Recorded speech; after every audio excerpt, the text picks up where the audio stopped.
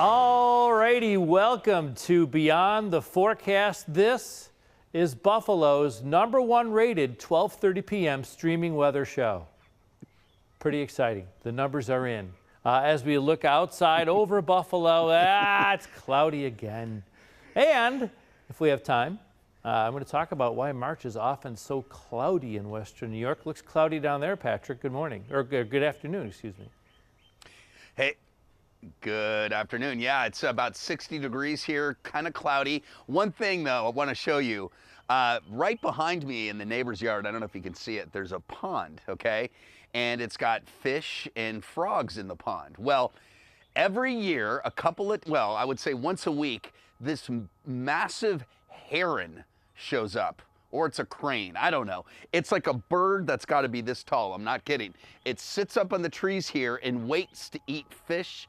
I'm assuming it's the fish out of that pond. And when it comes in for a landing, it's like a pterodactyl from Land of the Lost. I mean, it's this huge, massive bird. So one of these days, don't know if it's today, I don't think he's here yet in the season, but we will capture this crane coming in for a feast in this pond. Anyway, it feels warm enough for that to be happening. But yes, it's cloudy here.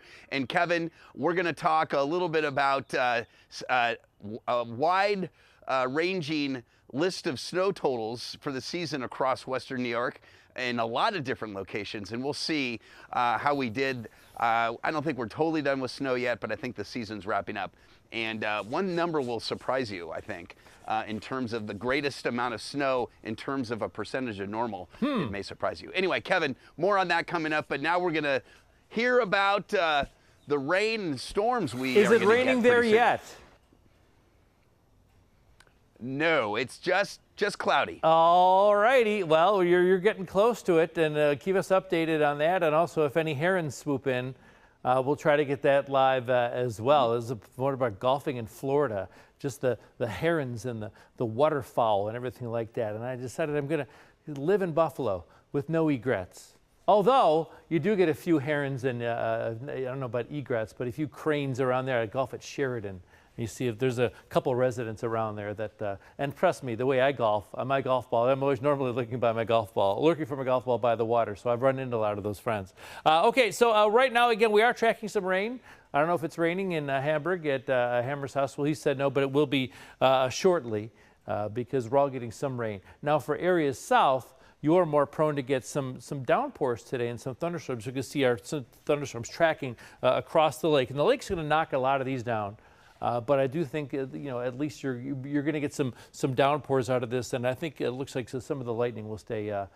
Some of the cells will stay strong enough to create lightning and thunder as well. So we have a weather impact alert for a portion of our viewing audience. Look at the wide range in temperatures we have right now. 53 in Buffalo, 51 in Clarence, but mid-60s for parts of the southern tier. 63 in Wellsville, 65 in Angelica as we transmit to you live at 12:33 p.m. Look ahead now in the temperature department. Front moving its way through, pretty strong front. So with the rain, you bask in the 60s while you can, Angelica, because we're going to be falling with temperatures below average. Our highs for Friday and Saturday below average. And Sunday, as of now, looking like the better day of the weekend. A couple future looks to show you. Fast forwarding to 7 p.m. Again, a more widespread rain. We're all getting some rain today, and again, the highest totals are expected to be for areas south, but just plan on rain even for the afternoon commute. Nothing too impactful, but it's going to be that slower commute, windshield wipers, the whole thing going on. So for what to expect, not a good day for a car wash because you're bound to get one from Mother Nature later on today. Yeah, look at 3:30 depicted here on the zoomed in future look again. This is a widespread rainfall. And look at these. Look at this very good, this crimson colored. So some downpours moving across right when my daughter gets out of school at 3:30. We're going to have an umbrella ready to get her out of there. We pick her up. She doesn't take the bus home. But you can see some stronger storms, especially for areas south. We circled the NYPA line. which has the best chance for some of these stronger cells. Look at this at 5:30 p.m. For the Jamestown, Warren, PA area, a strong cell depicted for you. So again, you see rounds of rain working their way through with varying intensity. Some intervals, some dry intervals in there. They do taper off for, generally speaking, a drier Friday, but that's a front moving its way through a cold front. What's a front is the leading edge of an air mass of different temperatures. So now a colder air mass working its way through. Unfortunately, drama-free Friday and Saturday, but colder temperatures than we enjoyed well yesterday, which was a nice day in March, and nice temperatures today at least. So here we go. How much rain is anticipated? You can see, generally speaking, the higher amounts for area south, 1.3 for Bradford, about under a ½ inch or so for Niagara Falls and Monroe County as well. Into tonight, again, the weather impact alert issued. This is primarily for the southern part of our viewing area. If you're south of the stadium, that's with the best chance of some of these stronger storms. What we're talking about downpours, we're talking about some locally damaging winds are possible. We can't rule out some hail as well with these storms. These are clusters working their way through. Of course, WGRZ.com. Of course, you can follow us on our social media platforms as well to keep yourself updated. Have your, we set out a push alert too if there's any severe characteristics that do form with these storms. We'll keep an eye on them for you. Okay, it's our job. So temperatures again, below average temperatures for Friday and Saturday. Our highs should be around upper 40s or so this time of year. We are going to get there for Sunday, a little bit warmer on Monday. But the roller coaster, Dan Russell did a great job explaining this. The roller coaster ride that March is. And we're still going to have a roller coaster, but we're not going to have like a real roller coaster. The big dip is in the beginning. We're still going to have some undulations in the temperature department and natural variability that we get with March and April and spring around Western Europe. But we're not going to have the huge swings of ups and downs you'll see in the 7-day forecast. So for again today, our high temperature is going on right about now. The front is going to work its way through, giving us some rain. Again, thunderstorms are a good possibility, especially for areas south. Maybe some areas of hail, maybe some locally damaging wind gusts as well. But look at the sharp temperature and the contrast, the thermal gradient. We have a 30-degree swing from 58 to 27. Again tonight, rain showers anticipated, especially for the evening. Once we get to midnight, the showers are more likely to taper off for a dry Friday. But again, it's late March. It's going to be in the 20s as well. The wind chill, temperatures in the 20s for the kiddos. We can't entirely rule out a shower, but unlikely. You are likely to remain dry tomorrow morning, but we can't quite rule out a shower early in the morning. Notice the average. Our average high, again, mid to upper 40s or so in late March, but we're stuck at 35 for our high on Friday. For tomorrow, partly clear as we cool things down. Oh, the bisons. That's right. I forgot about the bisons graphics. The boys of summer are going to be in action if they can play when it's 35 degrees. This is what we're anticipating. Again, highs in the 30s. Thankfully not windy. So if they could play when it's 35 degrees out, they're ready to roll. Of their homestand, it looks like Sunday will be the best day. Again, after we get through the front moving, bringing rain to below average temperatures for your weekend. Saturday, the better day. Sunday, the better day, I would think. Because of the warmer conditions. I always try to think, because I'm the weekend meteorologist Saturday and Sunday morning, like what are people doing? So I know what I'm doing, kind of spring cleaning, kind of schlepping around, cleaning the garage, letting the snow, I think you're okay to, I think we're done with snow lower worthy snow. So I'm going to get the gas out of the snow blower. You don't want to keep the gas in if you're storing it. So just like schlepping around the property, farting around, if you will. I think you're going to be okay this week, and your outdoor plans are a go. Any precipitation, maybe some snow showers, but again, just a trace, observable flakes. No accumulating snow is anticipated. And again, for the bisons, it looks like Sunday's a good day for them, at least temperatures in the 40s. Bearable to sit outside and enjoy. The bisons, welcome back. The Blue Jays did great last year. So hopefully they do well, and the Blue Jays as well. Long-range forecast, again, we're down to 2 zones now past leak effect season. So for a majority of you can deal with this zone right here. Again, below average temperatures for Friday and Saturday. Once we get to Sunday, now we're back to moderating to where we should be. Monday looks like the pick of the litter with temperatures in the mid-50s or so, a little bit warmer, and a shower is possible for the southern tier with a high of 60 anticipated. Again, temperatures, we're getting the variability sure. Oh, by the way, we're transitioning to April as well. And as the idiom suggests, April showers are on deck as well. Of course, Sunday is Palm Sunday. Sunday is a week prior to Easter as well. I'm going to talk about Easter. We're going to take I'll take a little stab at what we're anticipating with our long-range models. I'm also going to explain finally why March, my least favorite weather month, is so gosh darn cloudy so often. There is a meteorological explanation for that. I'll have that as well later on in the show. Patrick, any rain yet? Hey, Kevin, no rain yet. I got a quick question for you. You mentioned you drain the gas out of your snowblower. Yes. Which, sometimes can take a while. And you got to make, as we've talked, you got to make sure it's like, in a place where if it decides to kind of like go along, it doesn't like drive out into the driveway by mistake. Yes. My question to you is, do you put any kind of additive into your gas tank? I think it's called like seafoam, or do you put anything that will stay in the engine during the summer months so it doesn't like corrode or anything? Do you know what I'm talking about? Do you put not. anything else in your machine during the summer? Okay. I probably should. I do not. I just let the gas run. Listen, I'm not mechanically inclined. I come from a long line of unhandy men. So I know that you should probably let the gas, don't let it store with gas, but I'm sure there's probably an oil additive I should be doing, so I'm going to chat GPT that stuff, absolutely, ASAP. We'll talk about that. It's not a bad weekend to get those chores done around the house. Look for herons around your property. We'll have more on that after the break. Stay with us.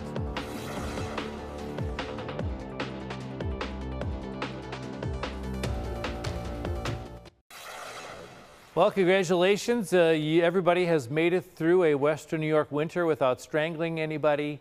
We do our winter weather preview, and we did a good job with it. I'm pretty satisfied with it. And Patrick, if we didn't have any big time signature events, I'd have a tough time sort of describing this winter. You know what I mean? No big whoppers, I think, for the last several months. Yeah, so funny you should bring that up. I spoke this weekend for the Erie County Sheriff's Department Badge and Shield Awards and Retirement Ceremony. And we talked about, before we gave awards away, we talked about this winter and did a little recap. And I thought, well, I'd give it about like a B. And what I mean by that is I think the predictions were pretty good, but just as an overall, and let's see, we don't want a blizzard. We don't want anything that's going to impact life, property. But, in terms of the grand scale of the winter, we did not have any big events. We had, let's break this down really quick. We had some snow in November before Thanksgiving. We had some snow in December. We lost it all for Christmas, if you remember. Then we got a pretty good snow, at least in the South towns, on New Year's Eve. New Year's Eve was a whiteout, okay? That snow went away, and then I believe our signature event of the season occurred, I think it began January 8th or 9th. It started out as a major windstorm. We had 80-mile-an-hour plus winds out of that storm down near the lakeshore especially. It was crazy. And that was followed by a pretty good lake effect snow. That was about 2 feet here. That was as big as any snow we got over the entire season, was that one. I would say there were a lot of little snows. There were some medium snows, but there wasn't that real big lake effect or even, system snow or synoptic snow. So having said that, let's kind of take a look and show you, I wonder what I can check what airline that is that's landing. We're like right under the flight path when flights are coming in to land at Buffalo. They fly right over our house here in Hamburg. Anyway, all right. So this map here, the first one that you see, kind of gives you a general idea of historically where the most snow falls. I didn't put any numbers on it, but it just shows you the darker colors are over the southern parts of Erie County, Wyoming County, southern tier. That's where the heaviest snow falls. Now, let's start though with a look at Buffalo. Okay, we'll start there. And for the season, we're as of yesterday, didn't snow overnight, 92.5 inches of snow. Okay, average for the date is 91.4, and for the season is 94. So we are about on pace to have an average season, probably exactly, okay? I do think we have a little more snow in our future, maybe between now and the end of April. As Kevin has always said, we've never had a snowless April, so we're gonna get a little bit more. But the forecast that we came out with, if you recall, Dan, Jan, Kevin and I, we talked about snowfall being probably pretty close to average and temperatures maybe being a little above, I believe was our forecast. The temperatures ended up being a little cooler than average, but I think the snow, you know, turned out to be very close to average, okay? So that's what Buffalo is like. Now, let's go on from there and show you some other totals that we have for the area. And some numbers I have here are next to where they should be on average for this date. Not every location has an average snowfall that we can use for our calculations. There just isn't enough of a historical record. But Jamestown, 99 inches of snow. The average is about 94, okay? Buffalo, we showed you that number already. Lakeview, that's, you know, Hamburg, or just, you know, just south of the village. 87.8, look at the average, 127. I think we talked about this before. The South towns didn't have a huge winter, and I think as a percentage of normal, the North towns did better than the South towns. I'm not saying in total, I'm just saying in terms of percentage of normal, we were below average snow in the South towns, above average snow or close to it in the North towns. The one area that got more snow, and I think residents would agree, as a percentage of normal, the winter is Grand Island. Grand Island had a lot of lake effect snow for them. And as a percentage of normal, I don't have an exact total for them, but just having charted snowfall totals around the area and knowing what happened there this winter, Grand Island had a pretty healthy winter. Okay, and usually they're like the least snowy portion of our area because of their location to the north and northeast of Lake Erie, or probably just north of Lake Erie. Batavia, 78.1 inches. Their average, 71, so they're above. Dunkirk, 72. I don't have an average there, but I know that's below normal. All right, our next page here, Orangeville. In western Wyoming County, 192 inches of snow. That comes from our weather observer there, who has been tracking the weather there for years and years. He passes along the information. That is fairly close to an average winter, a little above, and but not as high as some of the more recent winters where they were over 200 inches, I believe, 2 years ago.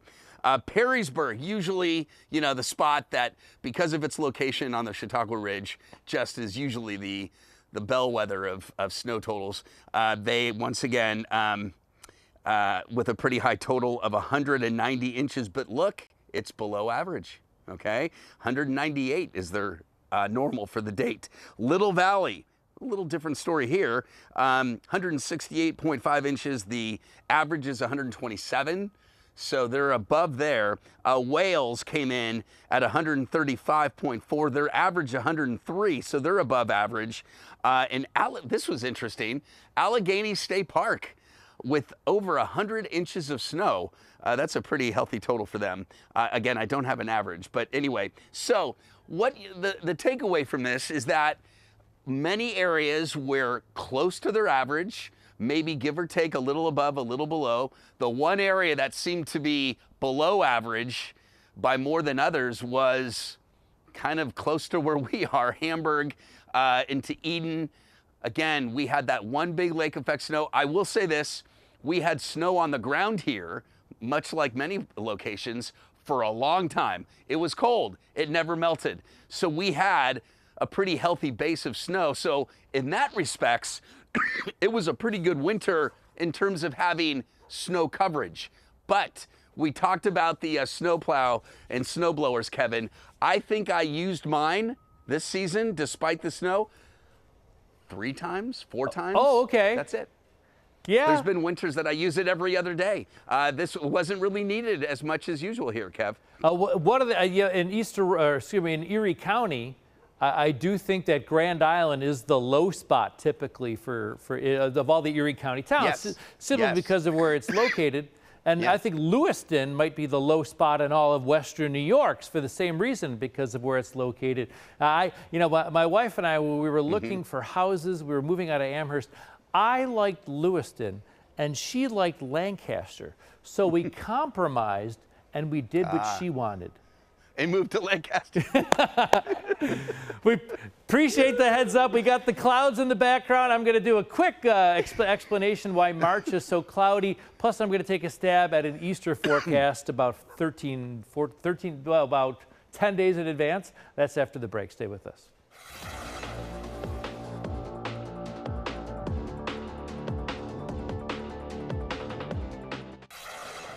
Well, poor Patrick, although he's a native Californian, he identifies as a winter weather enthusiast. So I'm going to talk to him about a weather phenomenon that happens on the West Coast and relay it to the cloudiness we get around March. I've showed this graphic a few times, the clash of the air masses that happens around March. The jet stream migrates north as the northern hemisphere heats up, and the jet stream is sort of like a steering mechanism for these weather patterns. So why is it so cloudy in March in Buffalo? Well, again, the jet stream is kind of a storm track, and it sort of steers multiple disturbances in areas of low pressure across western New York. So we tend to get a little more clouds in March in the transitional season of spring. And also, the cold lake equals cold air near the surface, and it's warmer aloft. That's a temperature inversion, which can trap moisture and trap the stratus cloud layer. As opposed to cooling with height, you get this cap and this sort of a stratus layer, which is sort of stuck, and the sun is sort of too weak to break through it. As we get to May and June, the sun can break through those clouds. Also, melting snow can add more moisture into the atmosphere too, and the sublimation of snow as well. So Patrick, this is why I want to bring you in here, because there's something called a June gloom or a May gray, which happens out west. Yeah, the truth is the marine layer, that's where you have below the inversion, where it's warmer up high, cooler down below. Right at that inversion layer is where you have the marine layer or the fog.